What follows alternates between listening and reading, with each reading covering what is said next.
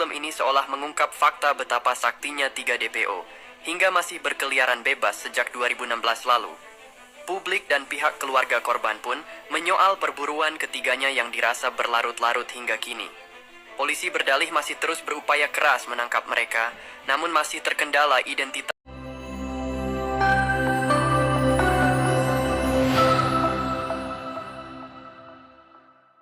Assalamualaikum warahmatullahi wabarakatuh. Saya ucapkan selamat datang di channel Pak Yanto Husna.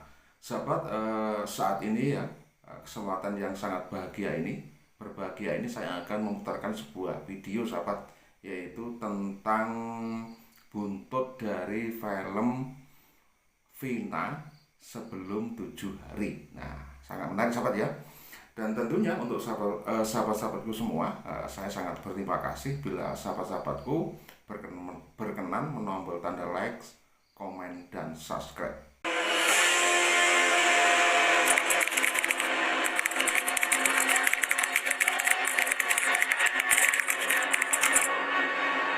Diangkat dari kisah nyata terbilang sukses menyita perhatian publik.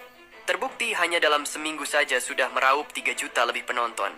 Namun hal yang membuat banyak pihak tersadar atau kembali tersadar, kehadiran film ini seolah mengungkap fakta betapa saktinya 3 DPO, hingga masih berkeliaran bebas sejak 2016 lalu.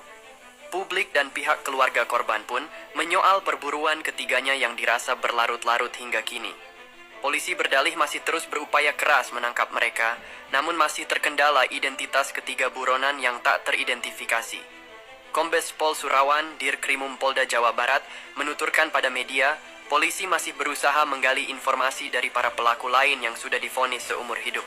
Ya, jadi untuk ketiga orang ini kita akan mendalami terhadap para tersangka lain yang saat ini sudah vonis sebagai narapidana. Namun menurut Kombes Pol Surawan, karena saat kejadian mereka mabuk hingga tak tahu siapa 3 pelaku yang bersama mereka melakukan perbuatan teramat keji itu.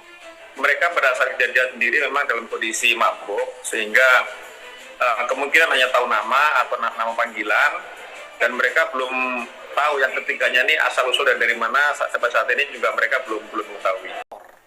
Bukan karena genre ini terbukti efektif menghasilkan cuan kan, dan tanpa mengurangi rasa hormat serta bela sungkawa terhadap keluarga korban, kok gue nggak bisa terima ya film ini menyuguhkan adegan almarhumah menghantui dan menganiaya. Semoga itu bukan termasuk fitnah terhadap almarhumah. Pokoknya aku mau orang itu di penjara. Oke, rasanya gue nggak usah bahas sinopsisnya lagi. Gue yakin lo udah tahu film Vina sebelum 7 hari ini berkisah tentang apa kan? Sejak tahu kisah nyata almarhumah Vina bakal diangkat ke layar lebar dengan genre horor, gue langsung ngejudge bahwa hal ini adalah bentuk eksploitasi terhadap tragedi 8 tahun silam. Apalagi ada adegan almarhumah menghantui dan menganiaya. Kenapa gue bilang eksploitasi? Ya karena genrenya horor. Horor itu genre penghasil cuan terbesar di market perfilman Indonesia saat ini, Pak. Seandainya dibuat film dokumenter, drama, atau genre misteri gitu ya nggak apa-apa. Ingat ya, misteri bukan horor. Udah pas tuh, ada adegan investigasi-investigasinya kan. Sayang banget, padahal akting Bu Lydia Kandau dan Mbak Naila Purnama udah keren banget. Padahal Bonti Umbara dan Dirmawan Hatta sebagai penulis skenario udah bilang lewat dialog nenek yang diperankan Bu Lydia Kandau bahwa cucunya bukan hantu, tapi kenapa ujung-ujungnya tetap ditampilin sebagai hantu. Poin baiknya, sekarang banyak netizen yang mengeluarkan bakat detektifnya. Mereka ikut mencari 3 pelaku yang masih berkeliaran. Ya, meskipun banyak akun bodong mengatasnamakan pelaku tersebar di beberapa akun media sosial sih. Dan satu lagi, bikin mikir 2 kali buat yang mau pasang behel dan hair extension.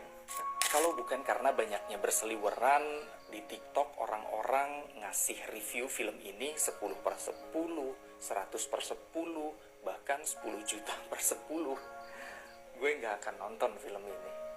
Tapi serius nanya, Buat kalian yang udah ngasih rate film ini 10/10 atau 10.000/10 atau 1 juta/10, itu cara ngitung rate-nya gimana dah?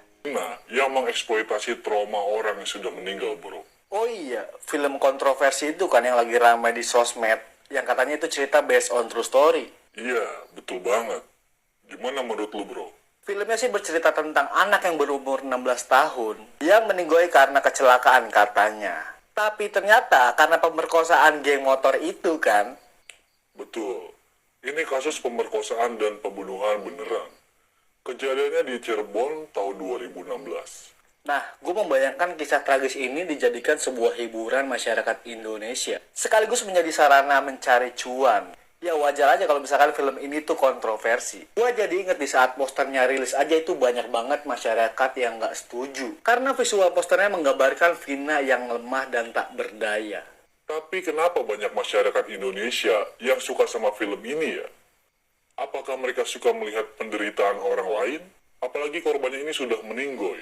Kalau gue lihat di sosmed sekarang jumlah penonton Vina di hari ketiga itu mencapai 1.100.000 orang lebih. Gila sih penonton film Indonesia. Mungkin saat ini selera tontonan orang Indonesia tuh lebih suka film horor yang based on true story dan ceritanya itu menggambarkan penderitaan orang lain. Tapi gue nggak bisa menyalahkan selera orang sih, karena setiap orang mempunyai selera yang berbeda-beda. Sepakat gue sama lo. Kita nggak bisa samain persepsi orang. Kasian banget ya jadi korban. Meninggal penasaran kayak di video FYP waktu itu yang sempet rame. Ngomong-ngomong kan ini film kontroversi, bro. Menurut lu kenapa masih bisa tetap tayang di bioskop ya? Kalau itu sih bukan kapasitas gue untuk menjawab. Tadi ya kita bersama-sama sudah menyaksikan beberapa video dan tentunya mungkin sahabat-sahabatku punya tanggapan ya, silahkan ditulis di kolom komentar.